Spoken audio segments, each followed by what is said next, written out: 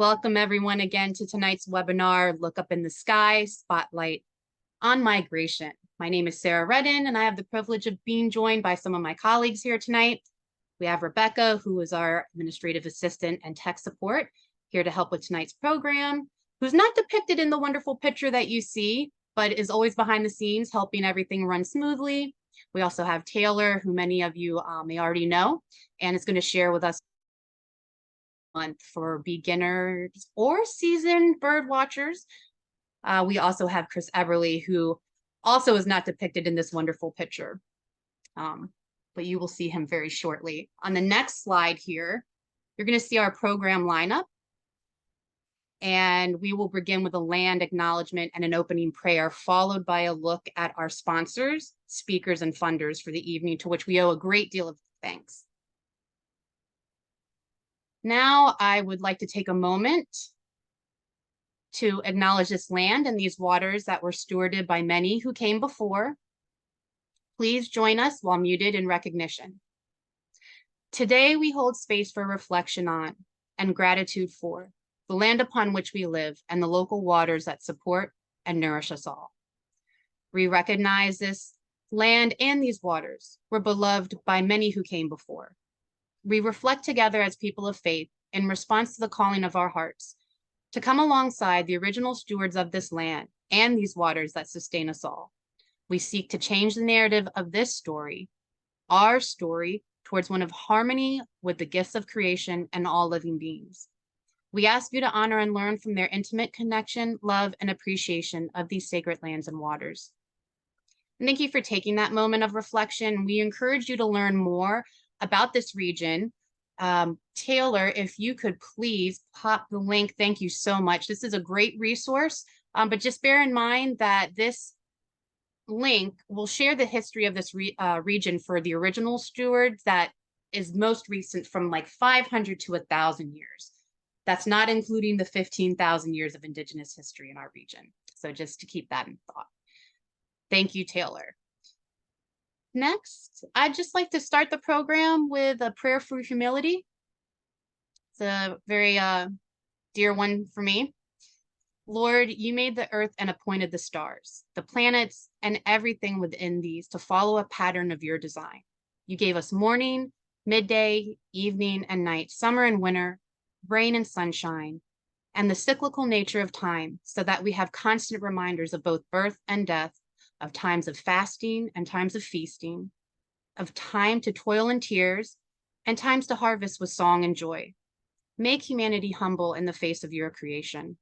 Although you endowed us with such intellect and will that we may harness all natural challenges in our way, you have also given us the wisdom to know that your creation is made to be enjoyed and appreciated, not dominated and changed beyond recognition.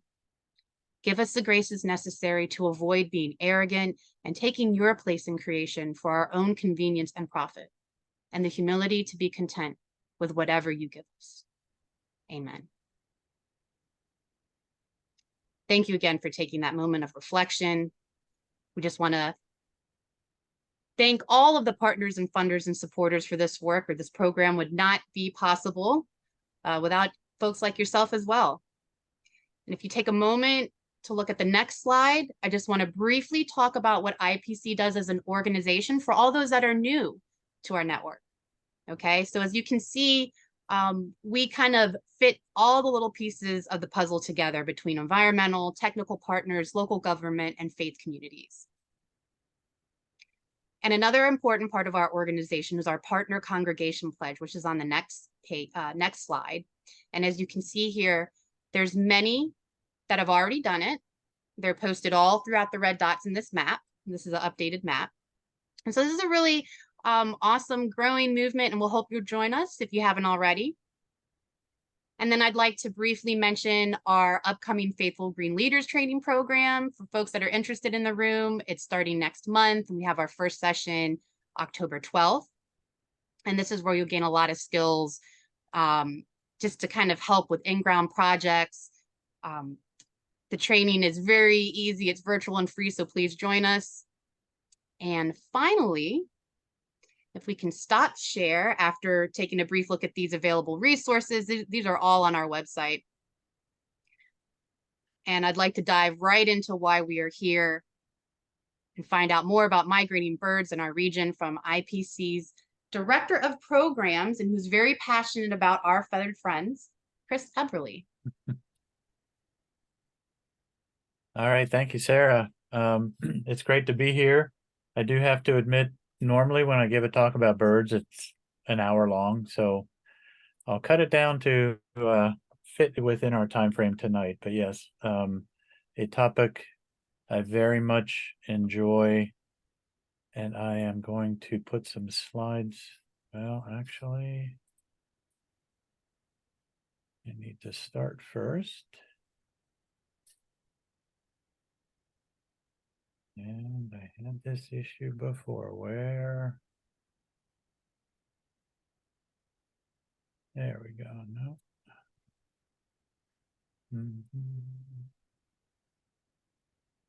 Trying to find where the share screen button went.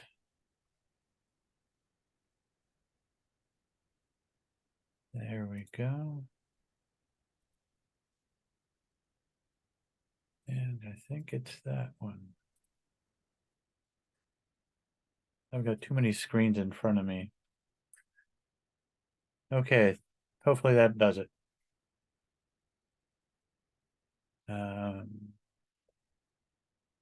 So yeah, again, thank you for this opportunity. Thank you for being here to share this tonight. Birds are with us virtually anywhere we are. They occupy habitats of every kind, from cities to farms, wetlands to grasslands, forests to deserts. Birds inspire us to sing songs and write poetry. Seeing and hearing birds can help us relax and reduce stress and anxiety and just feel more optimistic. And birds can tell us how healthy a place is just by being there or not being there. Some birds are with us throughout the entire year. We see them in our backyards, at our feeders, in the woods, in city parks, or at the beach. But there are many species that are only here during certain times of the year. Long-distance migrants, also known as Nearctic neotropical migrants, breed in the Nearctic region, which includes Maryland. It's pretty much anything basically above the US-Mexico border. But they spend the other 8 to 9 months in Latin America and the Caribbean. Birds, like people, depend on healthy habitats and watersheds to survive and thrive. For these long-distance migrants, they need healthy watersheds, not just around here or throughout the US, but throughout the entire Western Hemisphere in the areas that they migrate. Their lives and journeys, to me, are both marvels and mysteries, and I want to share just a few of these amazing stories with you this evening. But first, just a real little check-in on what is migration. Very simply put, migration is a regular seasonal movement of birds that occurs to allow these birds to access ample food resources. There are a couple different kinds of migrations. Short distance, which generally are birds migrating between the US and Canada, and then long distance birds, which we also call Nearctic neotropical. So bird species all over the world engage in migration. And as you can see in this map, looking at the key at the bottom, there are many species of these long distance migrants that may fly thousands of miles each direction on their migration to and from their breeding and wintering areas. Approximately 2/3 of all the North American bird species are considered to be long distance migrants. So when we look at where birds migrate, it helps sometimes understand what types of habitats or at a larger scale biomes these birds travel between. So for birds that breed around our area in eastern United States, they're traveling from generally one forested biome to another. That darker green is the boreal forest, or also known as the taiga, which is the largest forested biome in the world. So a lot of birds breed there or in our eastern deciduous forests and then migrate to somewhat similar habitats in Latin America. So getting into just a few of these species and some of their amazing journeys. The bar-tailed godwit is a shorebird that weighs about 9 ounces or so during the breeding season. But before it undertakes migration, it will double its body mass to almost 19 ounces. And it undergoes one of the most extraordinary single flights of any bird. As with a lot of these long-distance migrants, shorebirds in particular, the wingspan is sometimes up to twice its body length. So bar-tailed godwits complete an amazing annual migration. For the birds that breed in Western Alaska, they'll spend the non-breeding season in New Zealand, which is about 7,500-mile journey. Then they'll travel in the spring to the Yellow Sea area of China for a couple of weeks to build back up some fat reserves before they head all the way back up to Alaska. So this bird will travel about 18,000 miles round trip in 1 year if you add up all those segments in what looks like a really nice heart-shaped migration journey. And we know this because scientists have been outfitting these godwits with satellite transmitters since about 2007. So to me, what's even more amazing is that a bird that was tracked by a satellite transmitter in 2022 left Alaska on October 13th and arrived in Tasmania, Australia on October 24th. So that means that this one bird flew 11 days without stopping and covered a total of 8,425 miles. Imagine going 11 days without food, water, or rest. That's the longest known single nonstop flight to this point of a non-seabird. Sooty shearwater is one of the most common seabirds in the world. And they breed in enormous colonies in both the South Pacific and Atlantic Oceans on islands off of Australia, New Zealand, and Tierra del Fuego off South America, where some of these breeding congregations can exceed 2.5 million pairs of birds. When not breeding, the sooty shearwater embarks on one of the largest mass migrations known, with many birds flying together, and they will cover almost 40,000 miles over several months of what is basically a foraging journey. And like the bar-tailed godwit, the wingspan of many seabirds is more than twice its body length, which allows these birds to soar for hours and hours without flapping their wings. Incidentally, the sooty shearwater is also one of the best divers of any seabird. It can dive as deep as 225 feet to catch its prey. If ever a bird took a chill pill, I think it would have to be the swallowtail kite. I've been in Florida a lot of times and watched this bird, and whenever I watch this bird float effortlessly over the landscape, it just feels like everything in the world is good. They're about 2 feet in length, but their total wingspan is about twice that. And like seabirds, kites are meant to soar for long periods of time. So here was a study, again using satellite transmitters on these birds, that tracked 8 individual birds during one southbound migration in the fall. The average distance traveled from these birds, generally from the southeast United States where they breed, to the Pantanal, which is the world's largest tropical wetland at the borders of Brazil, Bolivia, and Paraguay. The average distance was about 5,600 miles. So that's about 11,000 miles flown in migration each year for one of these birds. Just a typical vacation journey, I guess. The Arctic tern is a water bird that breeds in the Arctic and then will fly all the way to the Antarctic during its non-breeding season.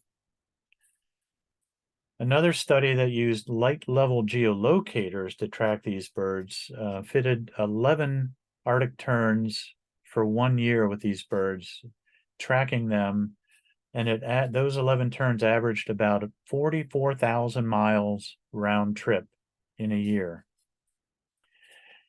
In another study, there was one individual tern that traveled almost 60,000 miles in 1 year, which is equivalent to flying around the circumference of the Earth twice, plus 10,000 miles. So Arctic terns can live up to 30 years. So in those 30 years, this individual bird would migrate almost 1.8 million miles, which is enough to go to the moon and back almost 4 times.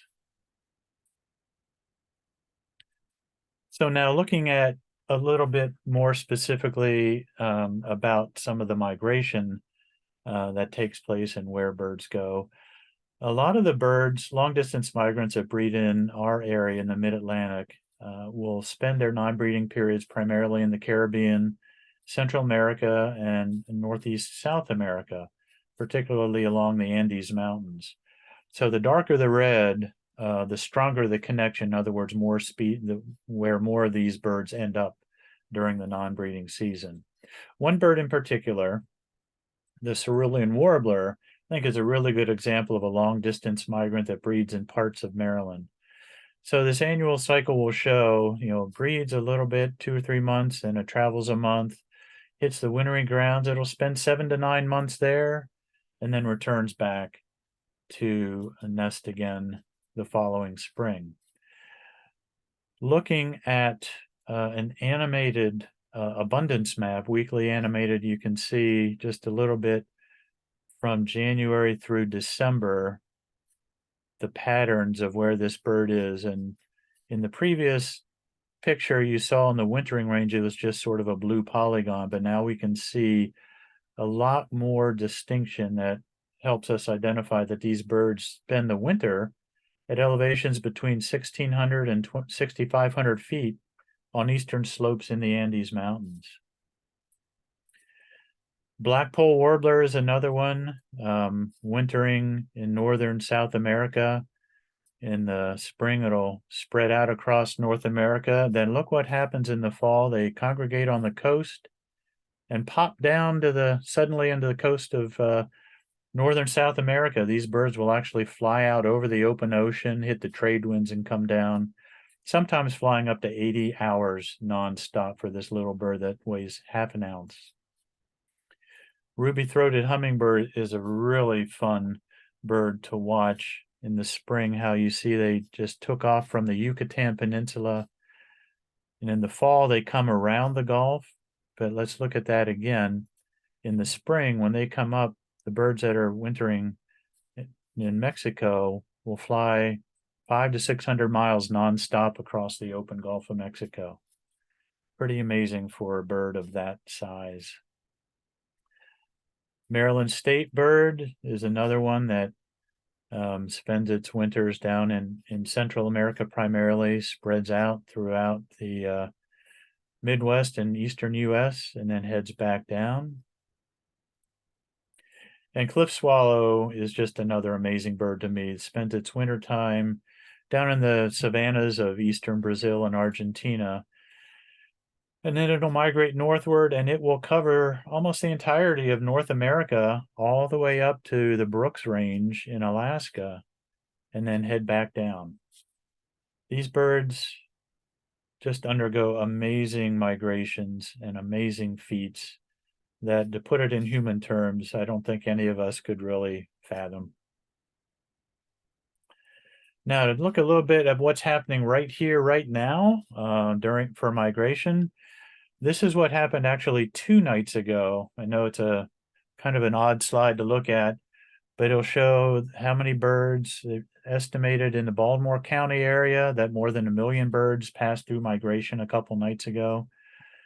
The peak migration traffic was 163,000 birds at any given point heading over. here, altitude that they were flying, the direction and speed. That was the number of birds. That's the altitude. And so far this season showing where birds actually have, how many birds have gone on what nights, total birds for the season, and then what birds we might be expecting right now to be crossing over. Magnolia warbler, American redstart, black and white warbler. So this is all information that's found on a website called Birdcast, which I'll show in a second, but just a brief background. You've all seen weather radar maps. This map will show in the central US, these concentric circles. Those are actually flocks of migrant birds lifting off, huge flocks. And this is following the passage of this front that's kind of spanning the eastern United States. So you can see how to differentiate rain patterns from bird migration patterns when you're looking at weather radar maps. So now, following the rains that kind of are passing through right now, some of these areas, this is a map I took a little while ago off of a site called windy.com, shows prevailing wind patterns.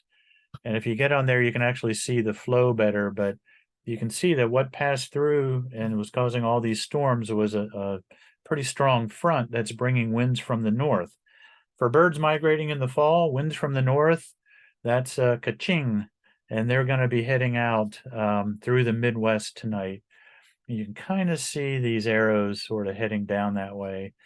But now what Birdcast has done is sort of merge weather radar with bird migration data.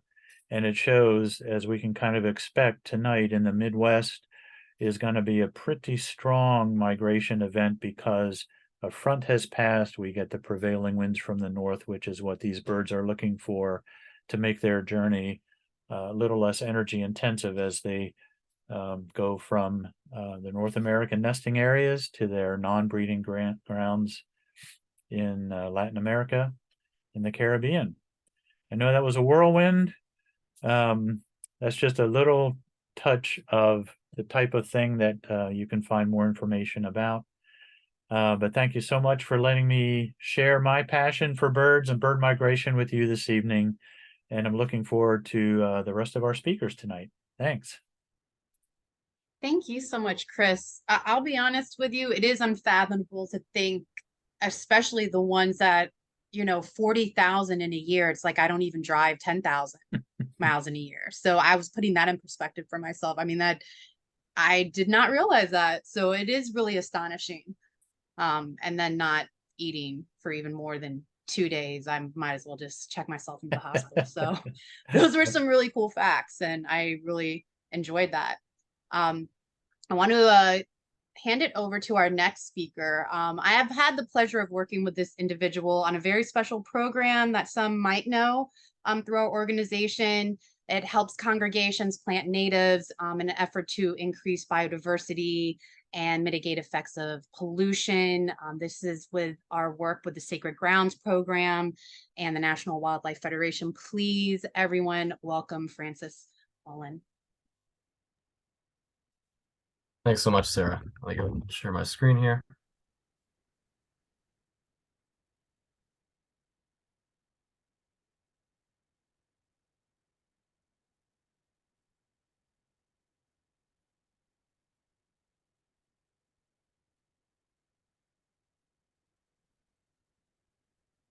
Just to confirm quick, do you all see my presenter view, or do you see the my title slide blown up to the whole screen?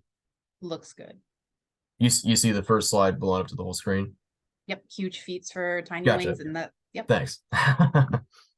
Okay, so hi everyone. Again, my name is Francis, and thank you again, Sarah, for inviting me to this. Today I'll be telling you all a little bit about insect migrations, which is something that most of us never hear about.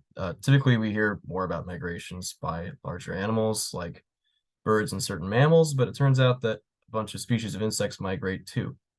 And the migrations they pull off are incredibly impressive given their small size. Insects migrate for the same reasons that other animals do. That is to move to better environmental conditions with the shifting of seasons like birds do, as Chris covered. And they migrate in different ways depending on which species you're talking about. So in this presentation, I'm going to show you all just a few examples of species that migrate in our region, and also talk a little bit about what insects do for the winter if they don't migrate, which is what the majority of them do. For the first example, I thought it would be appropriate to start with the one insect migration that I think everyone actually is familiar with, which is that of the beautiful monarch butterfly, which is definitely one of the most distinctive butterflies we have in North America overall, not just the Chesapeake region, being its striking orange and black color. This species has a famously kind of complicated migration, which if you were to try to chart it out on a map would look something like this. And if this seems hard to absorb, that's kind of the point. There's a lot going on with this. But to cover it simply, there are two different major populations of monarch butterflies. There's one that's west of the Rocky Mountains and one that's east of those mountains. And the migration we usually hear about is referring to the eastern population, which is basically a more expanded version of what happens in the West. So to talk about the eastern population for a second, it's a 4-generation cycle to complete their whole migration, where the first generation starts out in spring, flying up from the mountains of central Mexico, looking for their host plant, which is milkweed. And eventually they stop around the southern United States to lay eggs on their host plant. And then they die, and their larvae will transform into new adult butterflies, which continue the journey north. And over a couple more generations, they fill out the rest of the eastern United States, all the way up around the Canadian border. The 4th generation out, then in fall, will begin a journey flying all the way down back to central Mexico, which is a journey of about 3,000 miles. Which is, again, pretty amazing given the tiny size of these things. And also amazing because whereas most monarch adults only live for several weeks, this 4th generation that does the trip all the way back down to Mexico can live up to 9 months. And when they get to central Mexico, this results in some of these famous photos I'm sure some of you have seen, where they nest in these enormous aggregations on these trees in those mountain ranges. These trees become just absolutely covered in these monarchs as they wait out the winter there, until they continue the cycle again the next year. But monarch butterflies are not the only butterflies that have an impressive migration, actually not even close. Another really prominent species in North America is the painted lady, Vanessa cordui, which has a migration actually pretty similar to the monarch, with a few key differences. They fly north in spring from the deserts of the southwestern US and northern Mexico. And then again, over a few generations, they colonize most of the US and southern Canada. And then in the fall, generally fly back south. But there's two ways in which they, again, contrast with monarchs. One is that the painted ladies will continuously mate and reproduce across their whole migratory journey. So the last generation that makes the flight south still lays eggs and continues to reproduce the whole time. Also, painted ladies are what are known as eruptive migrants, meaning that their migration is a bit unpredictable. They generally head north and then generally head south as the seasons progress, cyclically, but the exact direction that they move in is unpredictable with regards to season geography and such. In recent research suggests that it's a bit dependent on weather patterns like El Nino, and how much rainfall there is in a year, how big populations get due to how much their host flowers bloom, which allows for the populations to either be really large or somewhat small. But in years when there are really large populations of painted lady butterflies, it can result in these absolutely enormous swarms of them that will suddenly migrate from one area to another. This is actually a radar image taken over Denver in fall of 2017, where there was this gigantic wave of painted ladies that flew over the city that was big enough to be caught on radar. And that's what all these little dots are you see in the photo here. This was a 70-mile wide wave of these butterflies flying over. So yeah, pretty amazing. And also, just fun fact, these butterflies are actually the most widespread species of butterfly in the world. They're also native to Europe. And in Europe, they have arguably an even more impressive migration than the monarch does here in North America. Over in Europe, they have the same sort of generation stepping cycle where they crossed the Sahara Desert from Central Africa to get into Europe. And then by the time fall hits, all the butterflies that are up in Europe, one single generation will make the sometimes up to 5,000-mile trip down across the Sahara again to get to Central Africa. So pretty incredible, at least I think so. A couple other just quick examples here. This is something called the large milkweed bug, which is another specialist on milkweed, just like monarchs are. And just like monarchs, they migrate in a pretty similar way. They start out from southern Mexico, migrate north over several generations, and then migrate back. They are regular migrants like the monarchs are, not eruptive like the painted ladies. But like the painted ladies, they reproduce the whole time that they're doing this. So there isn't one single generation that makes a completely crazy trip with of several thousand miles. But still, for these are very tiny insects, about the size of a stink bug or something, even smaller than a butterfly. So it's amazing that they are able to do this kind of journey at all. And for the last example, this is a common green darner, one of our most impressive dragonflies that's native to the Chesapeake region and much of the rest of the US. These dragonflies, like several other dragonfly species in our country, migrate seasonally. They have a 3-generation cycle as opposed to the 4-generation cycle of the monarchs, but otherwise similar. With these guys, the first generation in spring comes up from Mexico, southern US, and the Caribbean, and they will, in one trip, fly as far north as around the Canadian border. Some don't make it quite that far, but still, that first generation will fly that far for many of them, where they lay eggs in plants within bodies of water.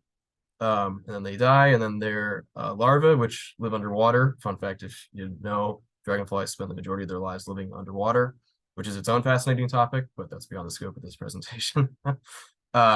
Those larvae will live out, eventually become their own adults. And that generation then does the reverse trip. They fly south all the way back down to where their parents came from. They produce a third generation that then lives in that southern region over the winter. And then the next generation that's produced repeats the cycle of flying all the way north. So it's pretty impressive that 2 generations can make that entire cross-continental trip, going north and going south. Whereas with the monarchs, they have to use a kind of stepwise way of getting up through the continent over several generations. So again, these are just a few examples of actually many insects in our country that will migrate. This is just a list of other kinds of butterflies and fruit bugs or dragonflies that will migrate in some capacity. But again, most insects don't migrate. So to talk about this very briefly, where do the rest of them go when it turns to winter? They do all kinds of different things. It's kind of impossible to talk about everything that insects will do to survive over the winter in just the short amount of time I have. But to very briefly cover some of the main ways they do this, an awful lot of them, maybe even the majority of them, are just right beneath our feet. Like cicadas, famously depicted often, or beetles, moth pupae, all kinds of things will just burrow beneath the soil, sometimes even a few feet, to evade the cold. And then they enter a sort of hibernation state. And then once it turns warm enough the following season, they crawl their way back out and become an adult and repeat this whole cycle. A lot of insects don't go quite all the way underground, but they'll hide out under leaf litter instead. Bumblebees will do this. Bumblebee colonies produce queens that will fly out and just hide under a nice cushion of leaves for the winter.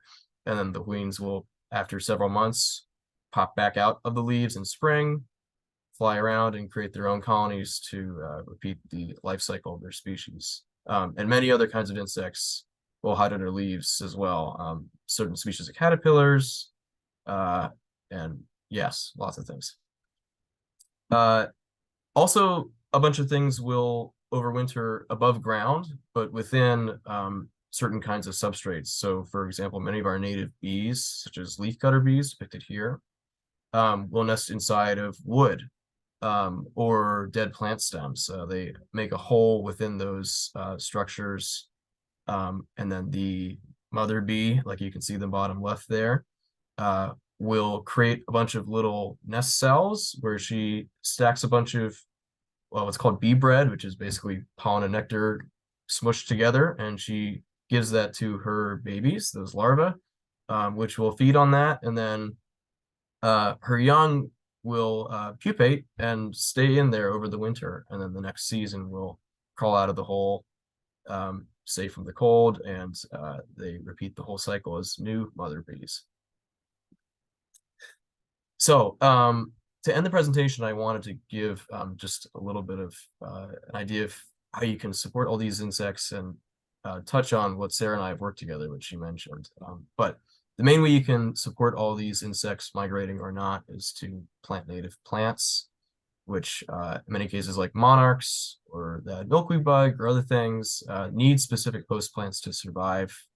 And many of our native plants have specialized relationships with our native insects, which are crucial to keeping our environment functioning properly.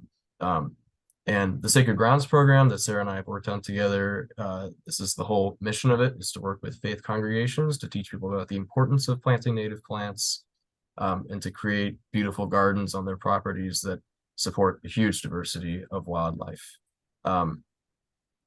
These spaces become oases for all kinds of creatures, and support things in ways you wouldn't expect. You know, aside from providing food, they also will clean stormwater or filter water that passes through the area, which also allows things like dragonflies to live, which again need ponds for their larvae to survive. So I'll with that, I'm going to stop there, and I'll be happy to take any questions after the rest of the presentations. Thank you for having me. Thank you so much, Francis, for your in-depth look into the lives of some of our beloved pollinators. I am actually surprised at how many insects do migrate with that list that you shared. That was pretty impressive. And again, it makes me realize I need to travel more, because some of those insects you mentioned have traveled more than me. So yeah, that's pretty amazing. And I just wanted to make sure, thank you so much. We had a little bit of time left in tonight's presentation that we highlighted two that are in our network. They've taken our training. They are doing amazing work with their green teams. And so the first congregation we'd like to invite our green team leader, Mary Jane Shanks, in this group photo right here. We'll talk a little bit about a pretty big project that took a long time to come to fruition, and we're really lucky to have you here and hear about, you know, the progress and the project in its entirety. Thank you, Sarah. I'm Mary Jane Shanks, and I worked for Baltimore County's Oregon Ridge Nature Center for about 20 years. And even though I was not into gardening at all, I always admired the gardens that were created by the local garden clubs in the park. and especially the native pollinator garden. And starting around the 2000s, people were being encouraged to plant milkweed, and monarch way stations were popping up at nature and environmental centers all across Maryland and elsewhere to provide migrating monarchs with what they needed to survive their long journey to and from Mexico. And that was milkweed, and native nectar sources, water, and shelter. After I retired in 2017, I decided to plant some swamp milkweed in my own yard.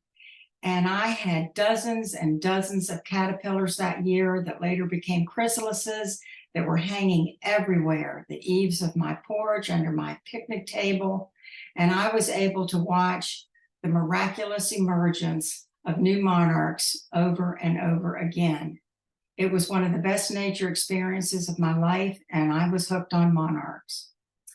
So several years later, I was looking down the hill below Emmanuel's, our church, a cemetery, and the idea of a monarch way station in the meadow bloomed. Never before in my life has an idea seemed to come to life so vividly in my mind. And from the very beginning, I could visualize that garden from start to finish, and I just knew it would become a reality if I could find some gardeners to help. I wrote several articles in our church newsletter, and I did a presentation on Creation Sunday, asking for gardeners to please come forward. Linda Ambrose and Rudy Horner were the first to volunteer, and soon after, 2 master gardeners joined our team. We all had one thing in common. None of us knew that much about Maryland native plants and how important they are to pollinators. So the next few years we spent doing extensive research. We visited native gardens and a few way stations. We sought advice from monarch and native plant experts. We invited native landscapers to visit and assess our site. We attended seminars, we scoured the internet for information, and we began fundraising. And our church was very supportive. In 2017 and 18, we finally cleared and solarized a 40 by 40 foot section of the meadow to kill the weeds. We laid the garden out into 4 quadrants, delineated by a cross path and a perimeter path. And an Eagle Scout built an inexpensive, very simple line fence to hopefully deter the deer. And finally, in the spring of 2019, we purchased our first native plants, and our first planting day was in May. We were on our way, the garden was beautiful, and we were delighted to see many butterflies, bees, and birds. However, by the time 2020 rolled around, we had learned some lessons in humility. Mother Nature has a way of flaunting her superiority over mere mortals. The pollinators were not the only critters to discover our garden. We noticed that many plants were eaten and some just disappeared. And we discovered that deer were getting into the garden on a regular basis, along with the groundhog, rabbits, and other critters. But by far, the deer were the most destructive. We thought they were jumping over the fence, but we learned by putting up a night camera that they were walking right through it. We also learned that a butterfly garden seed mix that we randomly purchased from Home Depot to fill in bare spaces contained some very invasive non-natives that were taking over the garden, especially Chinese forget-me-nots. So other strange weeds also seemed to pop up out of nowhere overnight. So we were constantly educating ourselves over what is a weed and what is a beneficial plant, and weeding became a never-ending chore. Getting access to water was another challenge, and we now have the longest hose in existence. Between 2021 and 2022, we also replaced the original fence with a 10-foot high critter fence, and the deer and the rabbit problems were solved. We introduced more natives to the garden, and we watched the milkweed spread from the garden to the meadow. And during the constraints of COVID-19, the garden became a refuge for our team. Most church activities were canceled and services were via Zoom, but we could always get together in the garden and feel normal, even while wearing masks. So we have learned a lot from our mistakes, and despite the many challenges, the garden has remained wild and beautiful. Each year, the garden looks different, and each year we face new challenges. This year, ground nesting bumblebees have administered some painful stings and some hilarious pursuits as a couple of bees have chased us out of the garden. They have curtailed working in the garden a little bit this summer, and we will have to address the issue this fall by finding the holes where they nest and filling them so that we don't have that problem next year. The early drought and the intense heat also has affected how often we've spent time in the garden this year. But the good news for 2023 is that we did receive a grant of about $2,500 from MARC, the Maryland Agricultural Resource Center. And with that money, we were able to complete a number of projects. With the help of scouts that meet at Emmanuel, we began the second phase of our original plan to create a 1-acre native wildflower meadow surrounding the garden. We solarized a 50 by 40 foot area, and in November and next spring, we will spread a customized native seed mix and transplant deer-resistant plants in those areas. And over the coming years, the scouts are going to continue to help us clear, solarize, and plant areas in the meadow. We also created a large sign that hangs near the garden now that explains how to create a monarch way station and some information about native plants in our garden. And we developed a brochure about our journey, about the journey of the monarch butterfly and its life cycle, and about the importance of monarch way stations. And last, we are in the process of creating a garden link on our own Emmanuel website.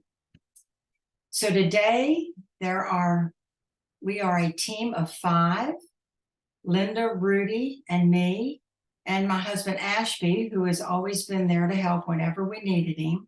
And this year, Claudia Horner joined the team. We call ourselves the Monarchs of the Glen, or the Mogs. And most of our team is here tonight to answer any questions that you might have. Thank you for letting us talk about our Monarch Way Station, and I hope it has encouraged you to make one of your own.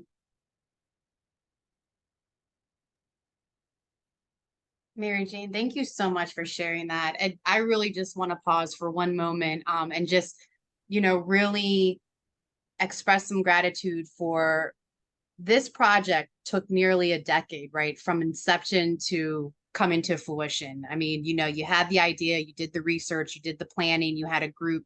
So it's just, I think it's really important for folks to hear that sometimes if it doesn't work out immediately, that's okay. Persistence is key.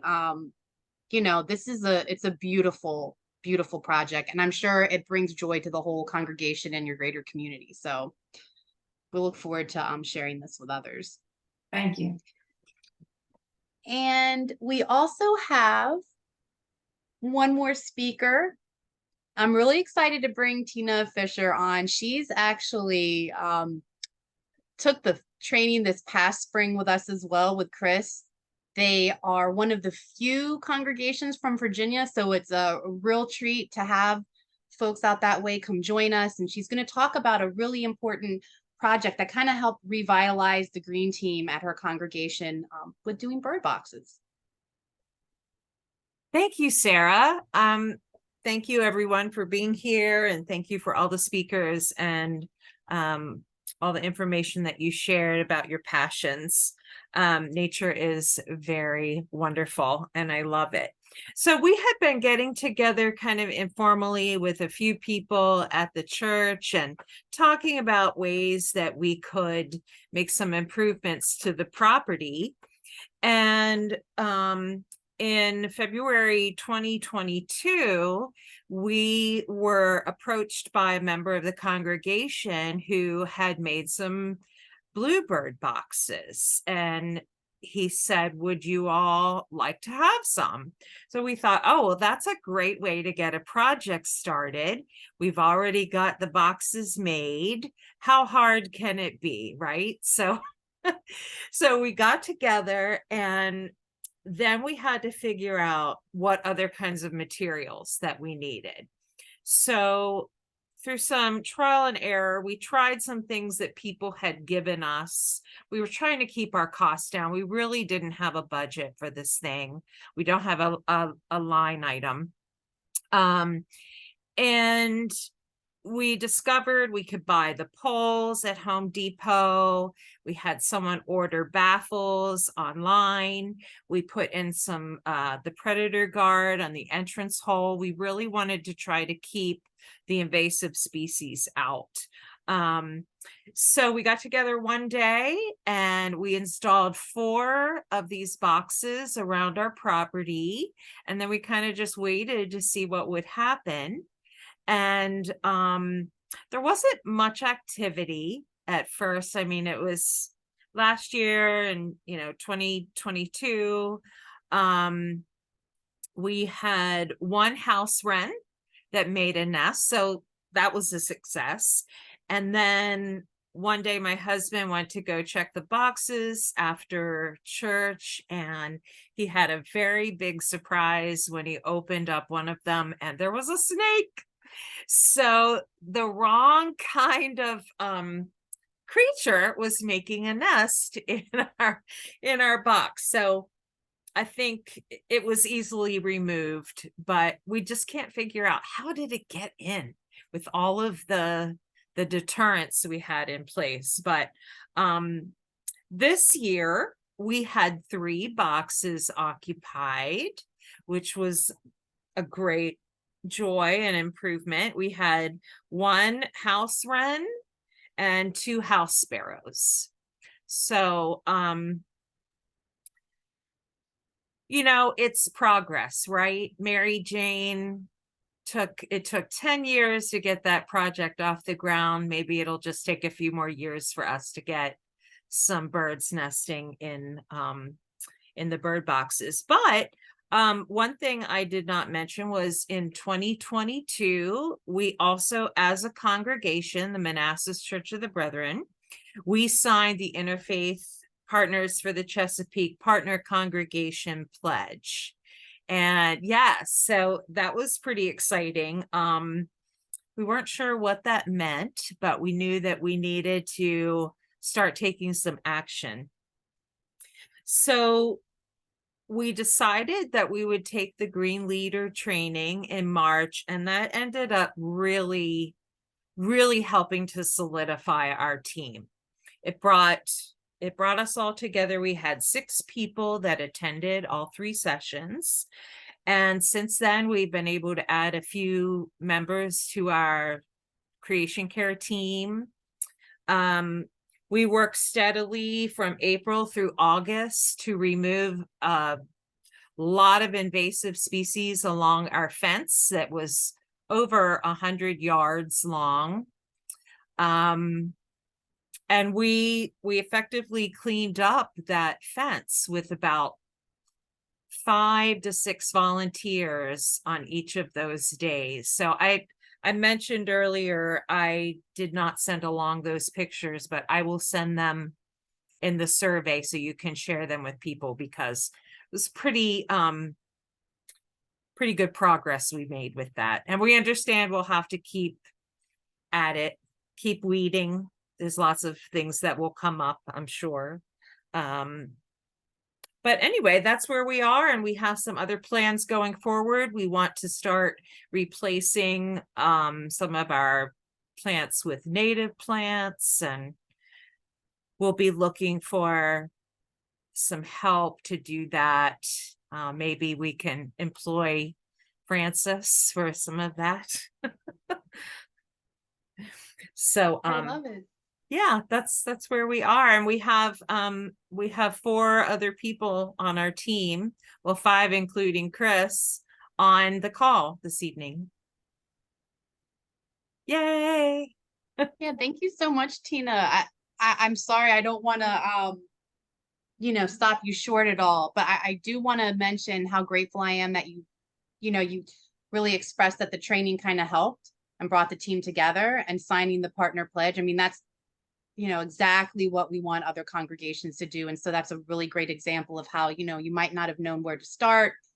You did something small, gain momentum, and yeah, everything is a process. So I am going to be really looking forward to sharing those before and after pictures in the post recording email, because it'll be really important for folks to see like what it looked like before. Great. Yeah, thank you. Thanks so much. So I know we're coming close to the hour, right? This kind of hour has just flown by me. Really have gotten a lot of great information. I want to give Taylor Swanson a chance to talk about this really exciting event that's happening this month. So especially for those in the area, this is a great opportunity to get out. And I'm going to let Taylor tell you a little bit more about this event. Thanks, Sarah. Appreciate that. And oh my God, this has been such a fun program tonight. I hope everyone's having a great time. Well, if you've been watching this and you're feeling a little like me, you probably want to go outside already and look at a bird, but there's not going to be many but owls right now. But come September 17th, if you would like to join us at the Patuxent Research Refuge, a little between Baltimore and DC and Annapolis, we're going to go on an interfaith birding excursion, and you are invited. I'm going to put a link in the chat in a second. Please, if you want to come join us, RSVP through there. I want to ask everyone to please make sure every participant, you would bring along our RSVPs. We do have a total cap for the program. It's for all levels, so no need to have prior birding experience. We're going to be doing a lot by ear, so no need for binoculars either, but if you have them, bring them along. Bring binoculars, a telescope, anything to help you see further, a camera. But really all you need is your ears and a good pair of shoes. We'll also show you a couple apps on your phone so that you could start learning a little bit more about birding and how you could learn stuff at home. So please, if you want to join us, here's the link. Hope to see you there. Thanks so much, Taylor, for sharing that. I do see you pop that event registration link in the chat. Thank you so much. I'm looking forward to this event. We're coming close on the hour, but I do want to give folks a chance for question and answers, right? So please, feel free to leave at 8 p.m., but we're going to just give just a few minutes to ask any questions to our speakers, and then we'll close with a prayer, and that will be the end of the program. So please, why don't you go ahead and unmute yourself, or, put it in the chat, raise your hand if you'd like. I do see a hand raised by June. Please go ahead. I did put a couple of questions in the chat. One was for Francis about milkweed bugs. I had no idea that they migrated. That is so cool. I see them every year on my milkweeds at home, but I don't see them at the milkweeds at our church, which is only 8 miles away by bike on the roads. So how do they find the plants in their migration? Yeah, that's a great question, June. I'm not 100% sure of the answer, to be honest with you, but from my general knowledge as an entomologist and using a little bit of speculation here, I think the answer is because they're specialists on milkweed or a few closely related plants, they're very attuned to find those plants through scent cues or visually, I suspect. So I'm not sure how high they fly when they're migrating, but it might be that they fly somewhat low, at least low enough to be able to like get a whiff of where the host plants might be, which would allow them to fly lower to the ground to inspect if that's actually the thing they're looking for. And then if they can visually confirm that looks like about the right thing, then that's where they go. Well, maybe they're getting confused by auto fumes because our church is on busy Connecticut Avenue, but my home is in a suburban street. Yeah, that's interesting that they don't find the milkweed that's relatively close, 8 miles compared to however many hundreds of miles they migrate with, right? So yeah. It's one of those, there's a lot of mysteries for entomologists to uncover. But yeah. And I had another question that I threw in the chat about connecting with other churches that have similar landscapes to ours that are maybe in our area, to kind of get together and share experiences and share the workload. Yeah, I'd love to connect with you after the webinar. If I could send you an email, I'll look at where you're at, and then yeah, I would love to help connect. And that's the whole goal. And we love collaborative work. So yes, absolutely. And I think we have time for one more quick one, Chris. And I see Bonnie has her hand up too, so I want to give her a chance. But the one that popped out the quickest was, do we know how climate change, sorry, a couple more just popped in, so let me just make sure I'm reading this correctly. How does global warming affect the bird and insect migration? That is a great question. Yeah, I don't know. I'll answer a little bit about the birds, and Francis, you may have something about the insects, because it may actually impact them a little bit more. The impacts from climate change really, I think, have a lot to do with changes in phenology of when things bloom in the spring, and then when insects are hatching, and timing of migration for these birds. They come back when they can raise their young at kind of the peak of when all the caterpillars are going to be available. So some of this timing gets off a little bit from year to year. I think in Europe, they've actually studied it a lot more closely and found that some of the swallows over there are now arriving like 3 weeks earlier than they were a decade ago. And that is a little bit out of sync sometimes with the available food resources. So, in certain cases, it may actually impact their ability to successfully raise young. And a lot of it is we just kind of have to wait and see how they may adapt. Some predictions are that Baltimore Orioles could actually go farther north, and Maryland will no longer have its state bird nesting there. Not really sure how that's going to play out, because I think birds have a lot more adaptability sometimes than we give them credit for, but climate change just changes all the rules on us. Yeah, I would echo a lot of what Chris just said, particularly the thing about shifting phenologies of host plants, because if the flowering time is something that an insect relies on gets completely out of sync with it, and it migrates to that place expecting to find it flowering as food, but it's not, then well, that's obviously a pretty huge issue.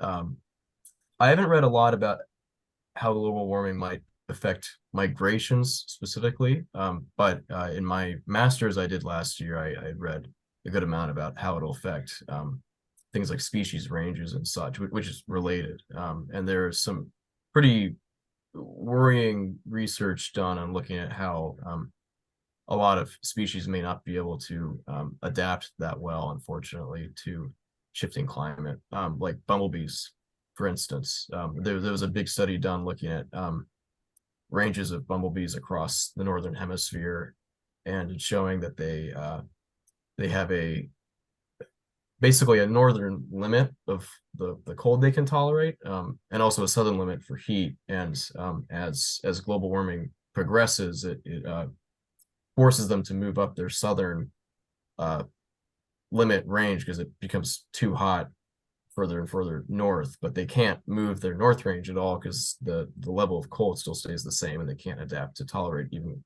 colder temperatures if they moved even further north. So they get constricted, and that will could eventually result in a much bigger issue due to competition or other nasty things. So if we could stop global warming, that'd be great. Thanks, Francis. Yeah, look, that'll be a topic for another webinar, because surely that implies a really big issue. I want to be respectful of everyone's time. Bonnie, Can I please have you unmute? And yeah, while we're asking the last question, thank you so much, Rebecca.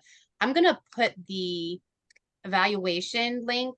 This is the survey to tonight's webinar. Please feel free again, your feedback's greatly appreciated. Bonnie, please go ahead. I was going to let you close out. Did you have a closing prayer you want to do first? And then Yeah, thank you so much. Thank Okay. you. All right, short and sweet. Lord, grant us the wisdom to care for the earth and till it. Help us to act now for the good of future generations and all your creatures. Help us to become instruments of a new creation founded on the covenant of your love. Thank you. Yeah, I just wanted to comment really quickly. First, I consider myself to be a new convert to the native plant world, and we had reason to re-landscape our backyard last summer. And a friend of mine gave me a transplant purple coneflower, and literally within 5 minutes of putting it in the backyard, we had goldfinches that we'd never had before. So I'm like, I don't know how they know, but they just knew like immediately within 5 minutes. But I did want to address the question about the maintenance to let you know that we at ITC hear about this all the time. We have just recently applied for grant funding, so I'm going to ask for everyone to pray for us to get this funding to pilot a program that we are calling Garden Guardians. And it's an idea that I got from our folks that did their gardening during the pandemic, and that they were successful in getting their groups together to garden, and how much joy that brought everyone. And have realized that even though I always thought gardening as being kind of a solitary thing, it turns out it can be a really fun communal thing to weed in community. So the idea is kind of like a flash mob of gardeners, so that we will work with congregations that are in a similar geographic area, and we'll establish a list of, when work days or weeding days will be, they'll be the host.